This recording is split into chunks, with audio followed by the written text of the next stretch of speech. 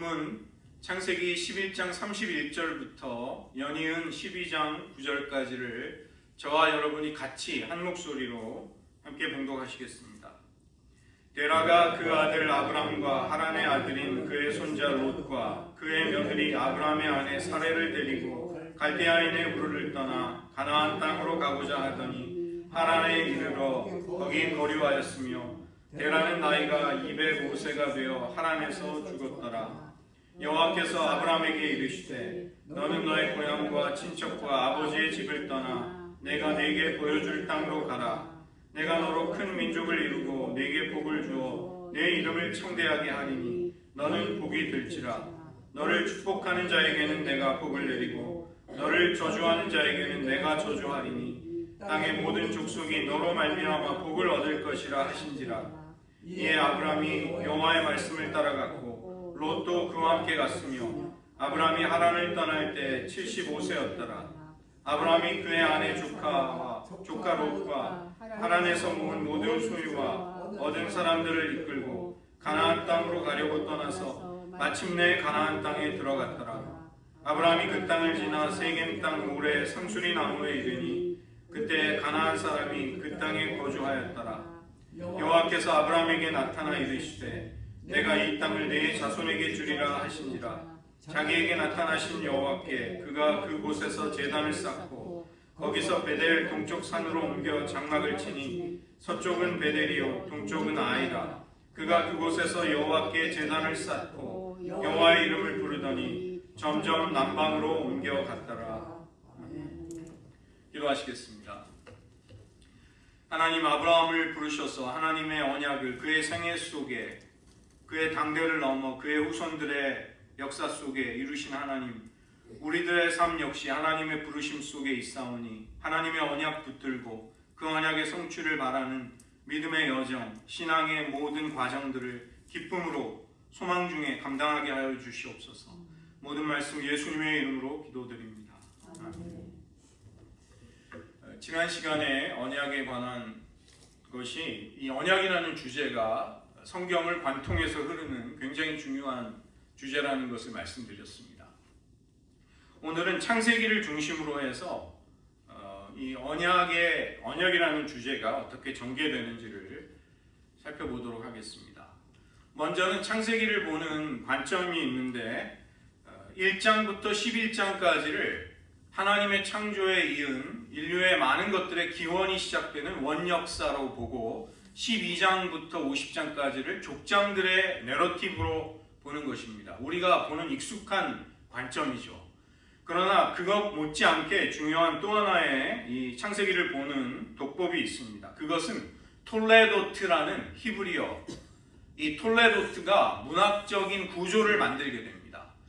창세기의 여러 곳에 그 내용을 전개시키는, 내용이 진전되는 하나의 단위를 만들어내는 것이죠. 그래서 족보, 계보, 내력 이런 식으로 번역이 되어 있는데, 먼저 하나님의 창조가 있게 되면 그 다음에 천지가 창조될 때 하늘과 땅의 내력이 이러하다. 이 내력이라는 말이 바로 톨레도트입니다. 그리고 아담의 톨레도트, 노아, 셈과 함과 야벳의 톨레도트, 셈, 그 다음에 셈이라는 그 세 아들 중에 셈의 족보가 다시 나오고, 그 다음에 데라의 족보가 나오는데 아브라함의 족보라는 표현은 쓰여 있지 않지만 이 데라로부터 아브라함이 아들로 태어나기 때문에 결국은 아브라함에 관련된 하나님의 말씀이 거기에 그 단락에 담겨 있게 되는 것이죠. 그 다음에 이스마엘이 하나님의 언약이 아니라 인간의 힘으로 육신을 따라 난 아들 이스마엘의 족보가 잠깐 등장했다가 이제 이삭의 족보가 나오고, 역시 에서 역시 잠시 등장하게 됩니다. 에돔 족속의 조상으로 잠깐 그 후손들이 등장하지만, 그러나 하나님의 이 구속사에 있어서는 이제 야곱, 에서가 아닌 야곱의 족보가 전개가 되고, 요셉의 족보가 이러하니라 이런 표현은 써 있지 않지만 하나님의 백성이 애굽으로 가게 돼서 거기서 민족을 이루게 되기 때문에 요셉은 그런 하나님의 섭리의 중요한 사람이기 때문에 요셉의 생애가 이제 거기에 등장하는 것이죠. 이렇게 보면 이 톨레도트가 등장하는 곳이 하나의 문학적인 구조를 이루게 됩니다. 하나님이 단순히 족장들의 이야기, 내러티브만을 가지고 창세기를 전개하는 것이 아니라 창세기는 놀랍게도 수많은 족보들로 이루어지고 있고 그 족보는 단순히 우리들에게 가계도, 어떤 가문의 가계도를 빠짐없이 보여주는 데 목적이 있다기보다 하나님의 언약이 하나님의 백성들, 족장들의 가문과 가족에서 어떻게 전개되고 어떻게 펼쳐지는가를 보여주시는데 그 목적이 있는 것입니다. 그 때문에 이 하나님 나라의 유업이 족보와 계보가 전개됨에 따라 점점 펼쳐지게 되는 것이죠. 아담이 범죄하게 되자 가인이 동생 아벨을 죽이고 가인은 하나님의 역사의 계보를 잊지 못하게 됩니다. 이 하나님의 역사에서 이제 그 중심에 들어가지 못하는 사람들은 비록 자손을 남기고 이 땅에서 번성할지라도 하나님의 구속사의 관심은 하나님의 택한 바 된 사람들을 통해 이루어지게 되는 것이죠. 경건한 자손 셋을 주시고 그 다음에 에녹이 하나님과 동행하다가 하나님이 그를 데려가시게 되고 노아의 때에 홍수가 있게 됩니다. 셈과 함과 야벳이라는 세 아들들 가운데 하나님은 셈을 통해서 하나님의 구속사를 이루어 가시는 것이죠. 그 다음에 에벨이 나오는데 창세기 10장 25절을 보면 에벨에게 두 아들 벨렉과 욕단이 나오게 됩니다. 이 욕단의 족보가 10장에는 등장합니다. 그러나 11장에서 욕단의 족보가 사라지게 됩니다. 그것은 욕단이 바벨탑의 반역에 연루된 사람이기 때문에 하나님의 구속사의 역사 속에서 그는 사라지게 되는 것이죠. 그리고 에벨을 통해서 그리고 데라를 통해 아브람이 하나님의 구속사에 이제 쓰임을 받게 되는 것입니다. 신약 성경을 보시면 마태복음 1장이 바로 다윗의 가문에서 나시는 예수 그리스도의 족보가 거기에 등장하는 것이죠. 그러나 이 족보라는 것은 하나님의 하나님의 구원의 역사가 어떻게 펼쳐지는가에 중점을 두고 있기 때문에 모든 가계를 빠짐없이 기록하는 그런 식의 족보는 아니라는 것입니다. 아브라함으로부터 다윗으로부터 바벨론 포로기로부터 예수님이 오실 때까지를 크게 세 개의 흐름으로 나누는데 각 흐름들을 14대의 제너레이션, 14대로 그렇게 편집을 해서 거기에 복음서 기자 마태가 우리에게 알려주는 것입니다. 예를 들면 마태복음 1장 8절은 요람이 우시야를 낳았다 이렇게 되어 있는데 실제 계보에서는 요람 다음에 아하시아와 요아스와 아마시아라는 세 명의 왕이 있습니다.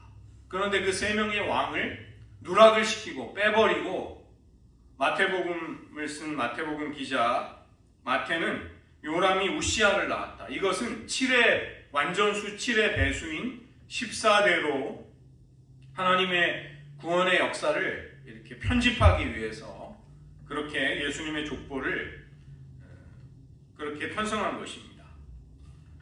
이런 배경 속에서 이제 데라의 가족이 고향이었던 갈대아 땅 우르를 떠나게 되는 것이죠.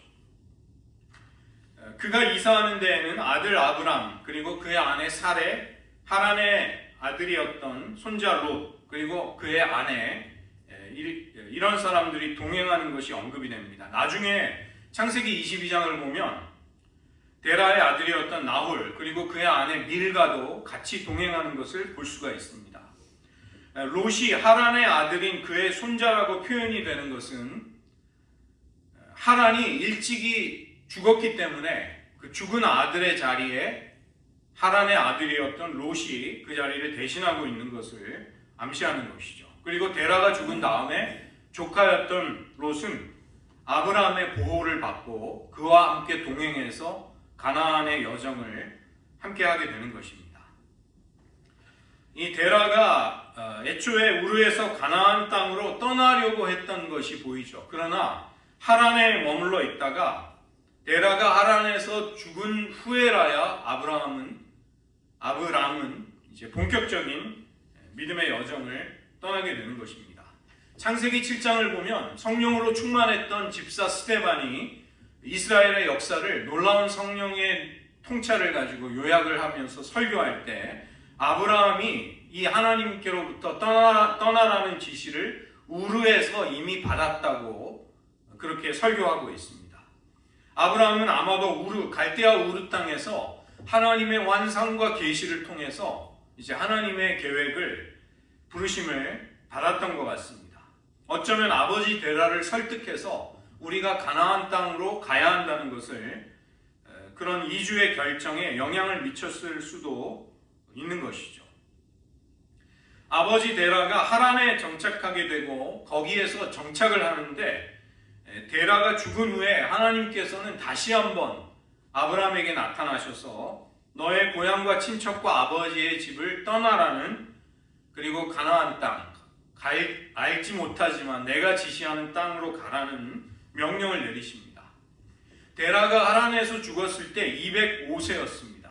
그때 아브라함의 나이가 75세였다고 오늘 말씀이 4절에서 보여주고 있는 것이죠. 이런 정황을 보건대 데라의 그 자식들은 하란, 나홀, 아브라함의 순서로 그렇게 출생을 했을 것입니다. 하란은 먼저 일찍이 죽었고 하란의 딸이 나홀에게 아내로 주어졌다는 것은 나홀이 아브라함보다 형이었다는 것을 암시하는 것이죠. 그리고 데라가 70세였을 때 태어났던 장남이 바로 하란이었습니다. 그러나 아브라함이 오늘 이 말씀 속에 선두에 맨 앞에 나오고 있는 것은 하란이 죽은 뒤에 장자의 역할이 나홀이 아니라 아브라함이 그것을 아브라함에게로 넘어갔다는 것을 보여주는 것이죠. 그래서 아브라함이 막내였다면 이 데라가 130세에 낳은 아들이었다고 결론을 지을 수 있는 것입니다. 그렇게 보면 최종 목적지인 가나안에 가기까지 중간에 기착했던 하란, 이 하란에서 굉장히 오랜 세월을 머물렀다는 것을 우리가 알 수 있는 것이죠.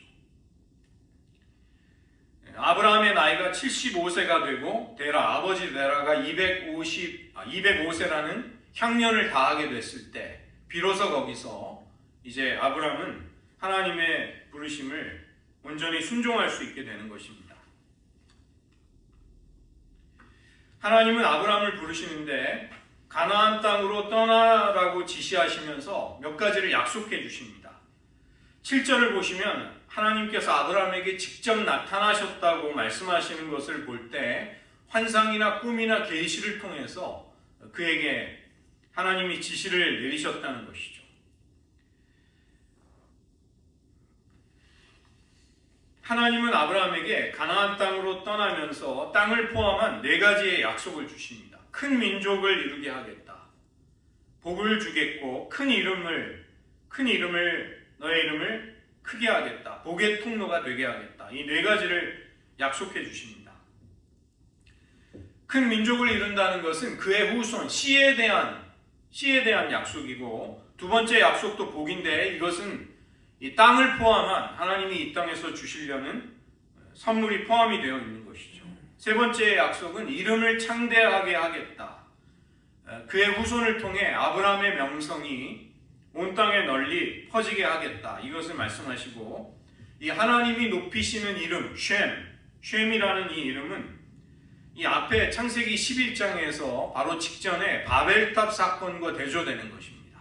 사람들은 우리가 우리의 이름을 내자, 자기가 스스로 명성을 만들려고 하는 인간들의 반역적인 모습과 여기 큰 차이를 두는 것이죠. 사람이 스스로를 높이려고 했던 명성은 실패하게 되지만 하나님은 셈의 후손 가운데 아브라함의 이름을 창대하게 유명하게 하시겠다고 말씀하시면서 하나님에 의해 아브라함의 이름이 높여지게 되는 것입니다. 네 번째, 너는 복이 될지어다. 이것은 단순히 복을 받기보다 복의 근원이 되고 복의 통로가 됨으로써 땅의 모든 족속이 너를 통해 복을 받게 된다. 그것을 열국의 복의 통로가 될 것을 말씀해 주시는 것이죠. 심지어는 아브라함을 축복하는 자는 축복을 받고 저주하는 자에게 저주가 따르게 됩니다. 땅의 모든 족속이 이 하나님이 택하신 한 사람 아브라함을 통해 복을 받게 되는 것이죠. 그것은 이스라엘 민족만이 아니라 모든 신앙인 우리들에게까지 깊은 중요성을 가지게 되는 것입니다. 아브라함이 말씀대로 순종하며 하란을 떠나고 조카 롯이 그와 동행하게 되는 것이죠. 마침내 가나안 땅에 아브라함은 도착하게 됩니다.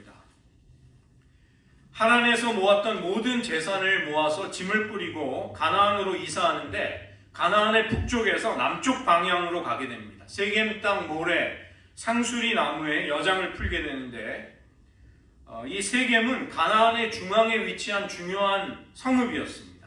이 모래라는 곳에 특별한 상수리 나무가 있는데 고대 근동에서는 그런 큰 나무 아래서 주수를 행하고 신의 지시를 받는 그러한 일들이 있었던 것이죠. 그러나 거짓된 신들에게 신탁이 오던 그 장소가 하나님에 의해서 아브라함을 통해 거룩한 곳이 되고 하나님은 거기에서 그를 인도하시는 것입니다.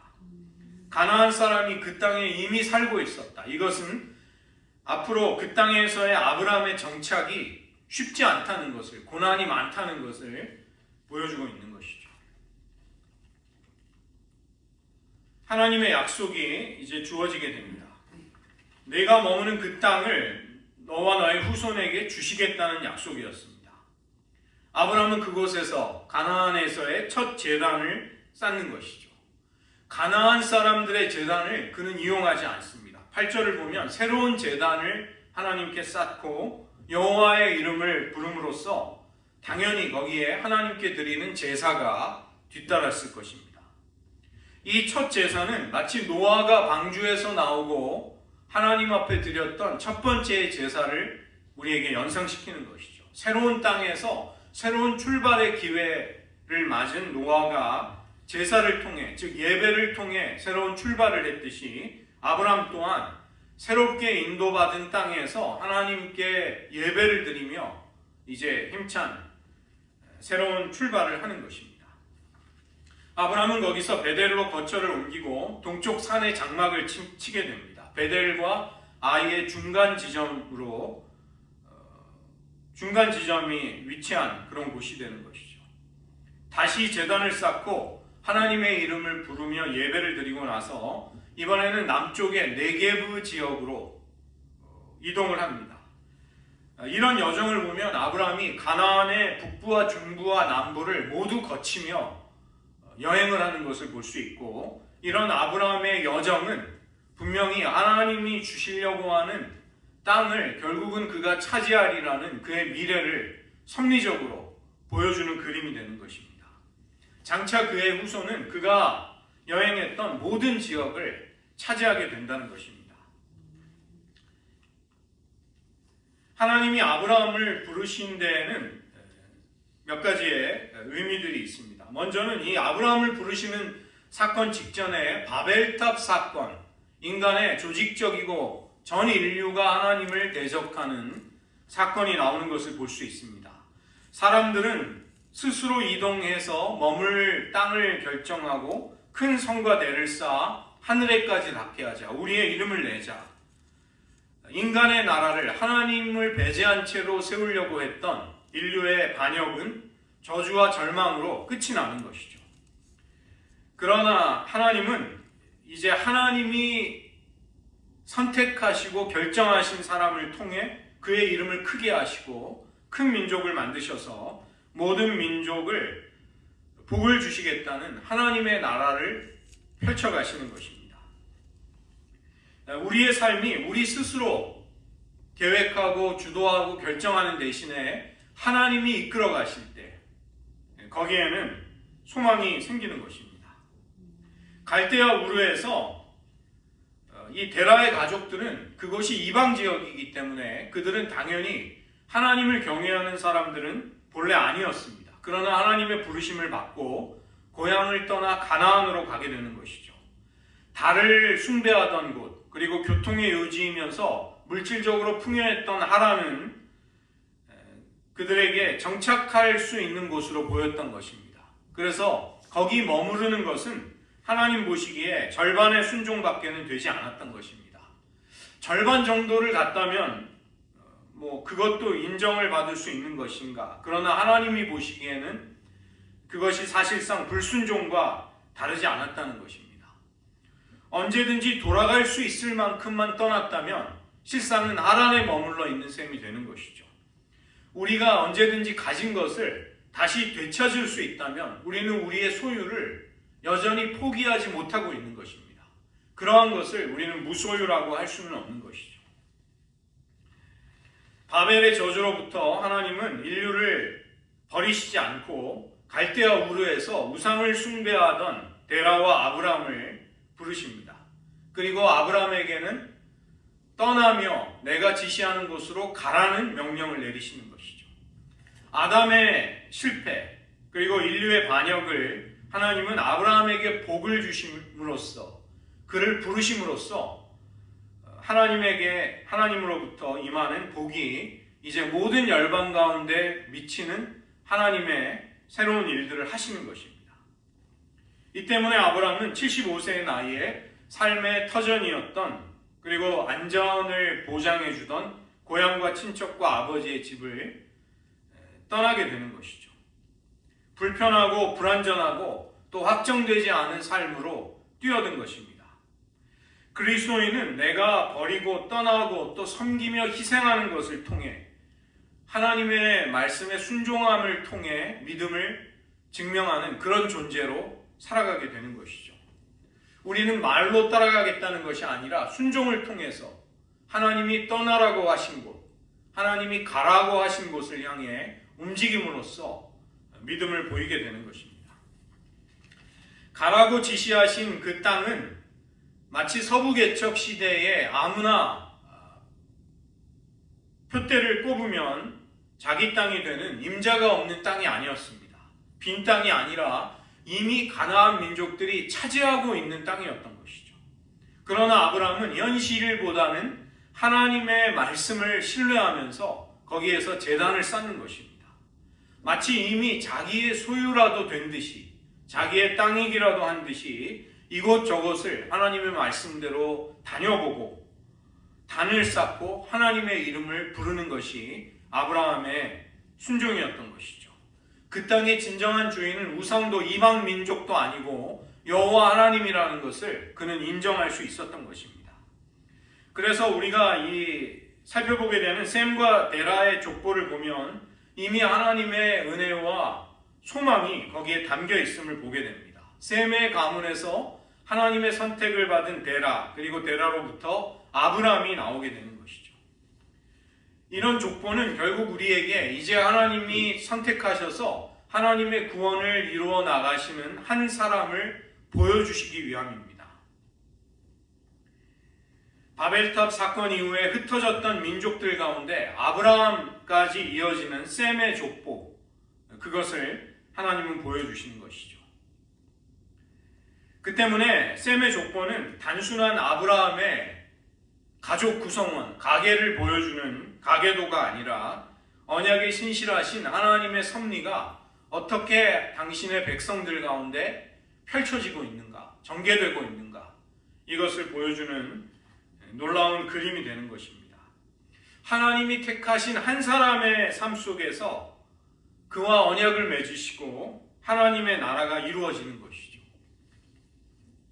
성과 탑을 쌓으며 하나님을 대적했음에도 하나님은 인류로부터 은혜를 거두지 않으십니다. 심판 중에도 은총을 잊지 않으시고 하나님의 언약 백성이 이 땅에 이제 태동하도록 탄생할 수 있도록 은혜를 주시는 것입니다. 노아의 세 아들들 가운데 셈을 선택하시고 에벨의 아들들 가운데 벨렉을 선택하십니다.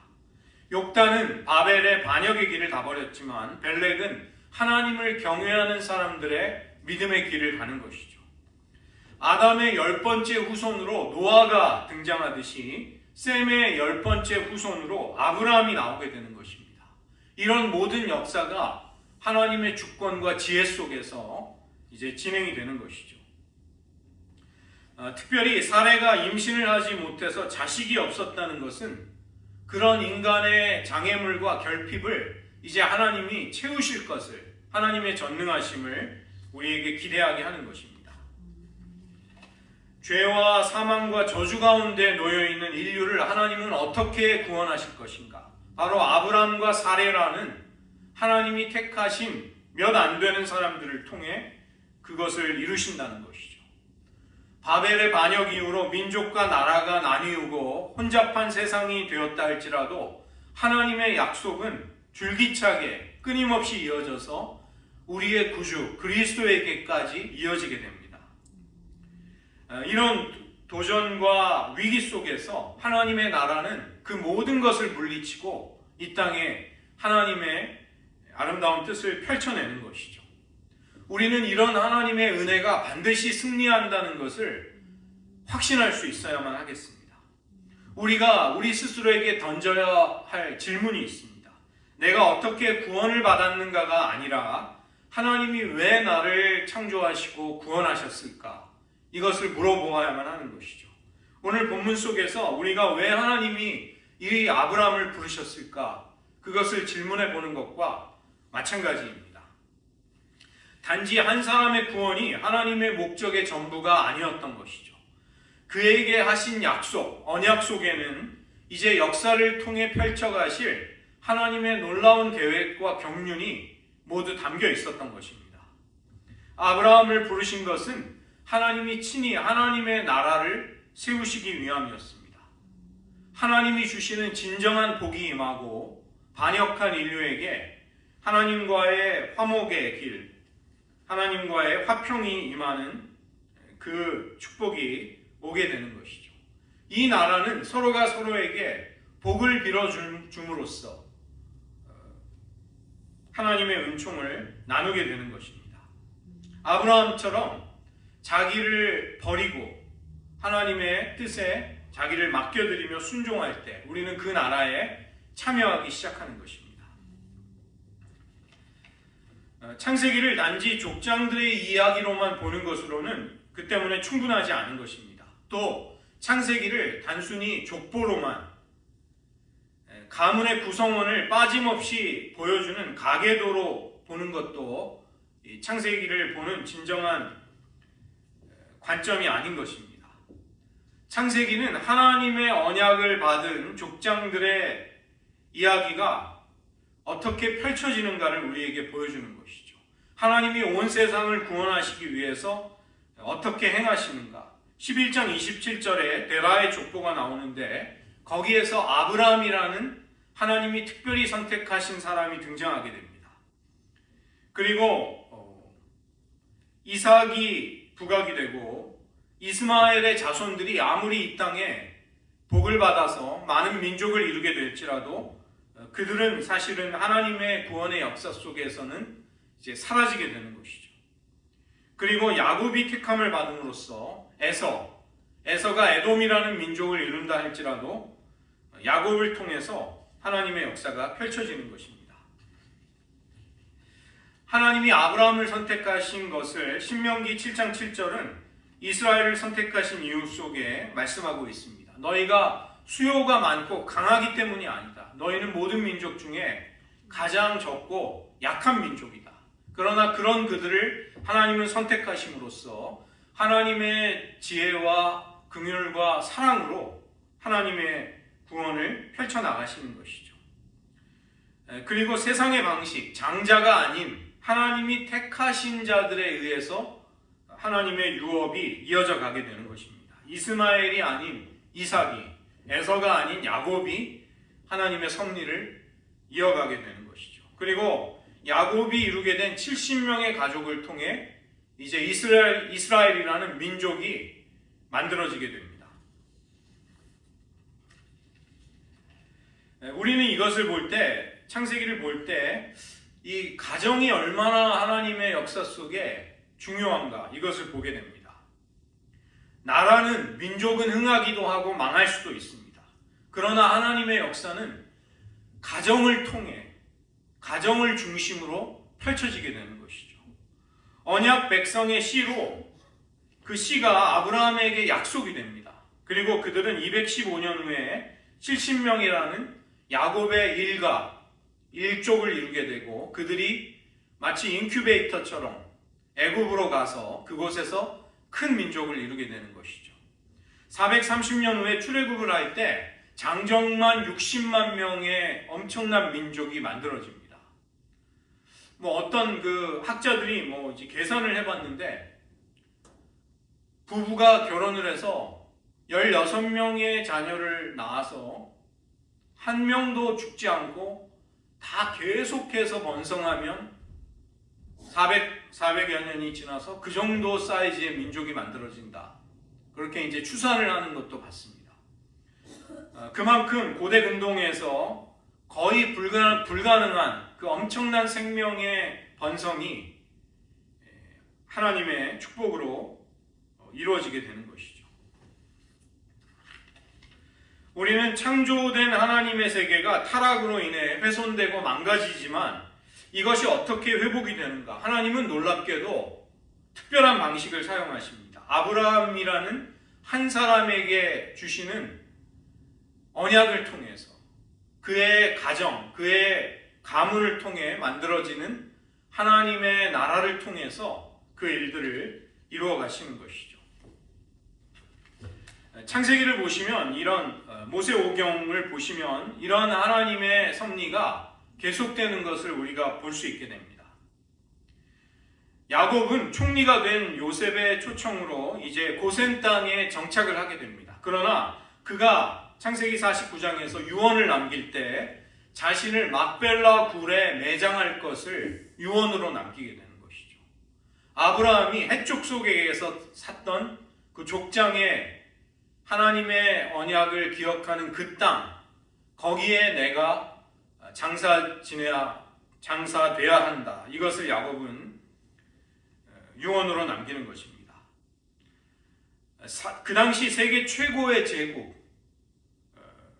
그 가장 영화롭게 인간이 죽으면 엄청난 무덤과 장례 의식을 정교하게 만들었던 이집트 문명에서 요셉은 자신의 유고를 놓고 또다시 유언을 남깁니다. 너희가 이제 장차 하나님이 너희를 약속하신 땅으로 인도해 내실 때 나의 해골을 메고 올라가라. 그 땅으로 올라가라는 그것을 신신당부하는 것이죠. 요셉은 자기가 애굽 땅에 매장된다는 것을 결코 용납할 수 없었던 것입니다. 왜냐하면 하나님의 언약이 그에게 있었기 때문인 것이죠. 아브라함으로부터 이삭과 야곱과 요셉까지 4세대가 걸치게 되자 요셉의 정신과 그의 마음속에 깊은 하나님의 언약에 관한 의식이 뿌리를 내린 것을 보게 되는 것입니다. 마침내 출애굽을 할 때 모세는 바로 이 요셉의 유고를 가지고 출애굽을 합니다. 한 사람의 그 유고를 가지고 떠나는 것이 무엇이 중요한가? 그러나 이것은 중대한 의미를 가지는 것이죠.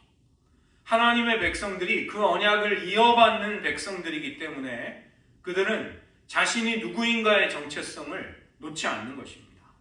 그리고 여호수아는 애굽에서 가져온 요셉의 뼈를 가나안 땅 세겜에 장사 지내게 됩니다. 하나님의 역사가 우리의 당대에 이루어질 것이다. 뿌리 내릴 것이다. 우리는 그것을 기대하지 말고 창세기를 보면 적어도 3대, 4대, 5대에 걸치는 믿음의 뿌리가 하나님의 사람들을 통해 확립되고 깊이 자리 잡아야 한다는 것을 깨닫게 되는 것이죠. 사도 바울은 비록 육신의 자녀는 없었습니다. 그러나 디모데와 디도와 같은 하나님의 사람들과 함께 언약의 공동체, 신앙 공동체를 이루었던 것이죠. 그래서 영적인 유업을 이어나가는 것입니다. 아브라함이 그러한 인생을 살았다면 우리들과 어떤 관계가 있을까요? 아브라함의 인생은 그냥 그 혼자만의 이야기가 아니라는 것입니다. 아브라함은 하나님의 사람들이 걸어가야 하는 인생의 여정, 그것을 원형처럼 보여주고 있는 것이죠. 갈라디아서 3장 29절을 보면 너희가 그리스도의 것이면 아브라함의 자손이요 약속대로 유업을 이을 자니라. 그래서 아브라함 언약은 이제 그리스도의 새 언약과 연결이 되는 것입니다. 로마서 4장 16절을 보시면 상속자가 되는 것은 은혜에 속하기 위하여 믿음으로 되는 것이다. 그 약속을 모든 후손에게 굳게 하시려는 것이다. 율법에 속한 자에게 뿐만 아니라 아브라함의 믿음에 속한 자에게도 그러하다. 아브라함이 가졌던 그 믿음, 하나님을 신뢰하고 의지하는 믿음을 가진 우리들 역시 아브라함의 자손이 되는 것이죠.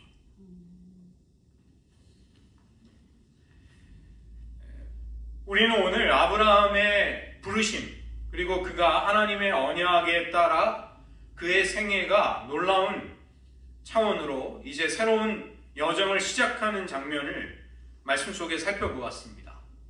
우리들 역시 그러하다는 것입니다. 우리가 예수 믿고 하나님의 사람이 된다는 것, 그것은 하나님의 유업을 이어받는 자가 되는 것입니다.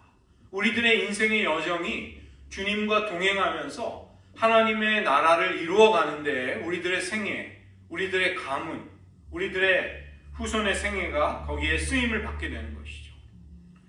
이 시간 저희들 함께 말씀을 의지하면서 잠시 기도하기를 원합니다.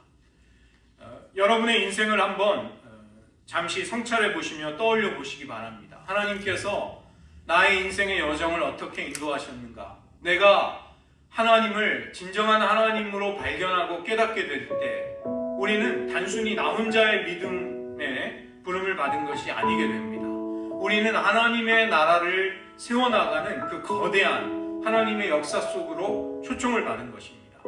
우리는 하나님의 영적인 상속자가 되어서 유업을 이어받는 자의 믿음의 여정이 우리들의 생애 속에 시작이 된 것이죠. 이것은 우리들의 당대에 완성되지는 않을지라도 그 믿음은 우리들의 후손을 거쳐 세대를 거쳐 완성이 돼 나갈 것입니다. 이 시간 함께 기도드릴 때 우리들의 인생의 여정이 끝까지 주님과 동행할 수 있기를 한번 기도하시기를 원합니다. 또 아울러 우리들의 육신의 자녀들, 또 영적인 후손들, 그들이 하나님의 유업을, 하나님의 기업을 이루는 사람들이 되기를 축복하면서 여러분 기도해 주시기 바랍니다. 우리 그리스도인들의 믿음의 본보기로서, 신앙의 원형으로서 아브라함이 어떻게 하나님의 이끄심을 받았는가? 우리도 그런 하나님의 인도 속에 살아가고 있습니다. 우리는 그 유업을 이을 자가 될 것입니다. 우리들의 인생의 여정 속에 하나님 동행하여 주시옵소서. 이 시간 잠시 기도하겠습니다. 하나님 아버지, 아브라함을 하나님의 언약을 위해 부르시고 아브라함은 자신의 가나안으로의 여정이 어떤 의미를 가지는지 다 헤아릴 수 없었지만 그의 가운데 3대와 4대를 걸쳐 하나님은 그들을 민족으로 만드시고 이 땅에 하나님의 나라 그리스도를 보내주시기 위한 놀라운 계획들을 펼쳐나가셨습니다.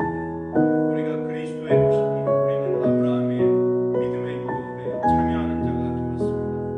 하나님, 아브라함과 맺은 언약은 그만의 것이 아니라 그리스도 안에서 주님의 피로 맺은 새 언약으로까지 우리들에게 다가오는 하나님의 놀라운 섭리였음을 깨닫습니다.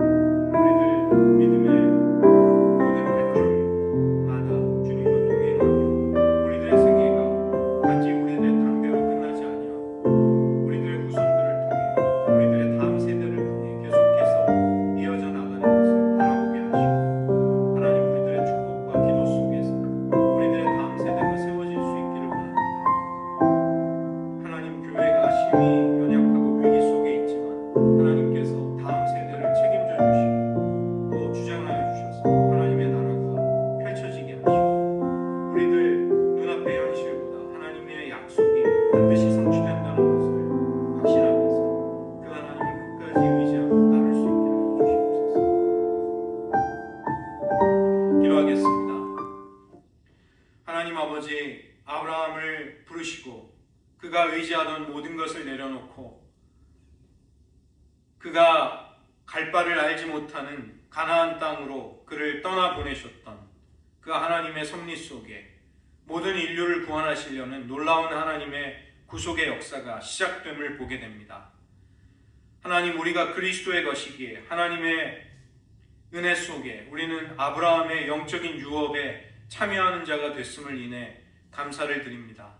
하나님, 우리들 신앙인으로 살아왔던 우리들의 인생의 여정, 발걸음 발걸음마다 주님께서 우리와 동행하셨고, 우리들의 당대를 넘어서서 우리들의 다음 세대, 우리들의 후손들, 우리들의 자녀들에 이르기까지 계속해서 하나님은 하나님의 역사를 펼쳐가실 것입니다.